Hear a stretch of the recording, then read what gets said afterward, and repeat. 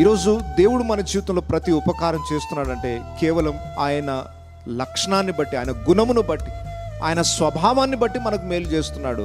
ఆయన దయాదాక్షిణ్య పూర్ణుడు, దీర్ఘశాంతము చూపించేవాడు, దేవుని గుణ లక్షణాలను బట్టి ఆయన కృపా సమృద్ధి గలవాడు, ఆయన కరుణా కటాక్షమును బట్టి మనం ఈరోజు బ్రతుకుతున్నాం. అంతేగాని మనలో ఏదో గొప్ప విషయం ఉందని, మనము మెచ్చుకోదగిన లక్షణాలు ఏవో ఉన్నాయని కాదు.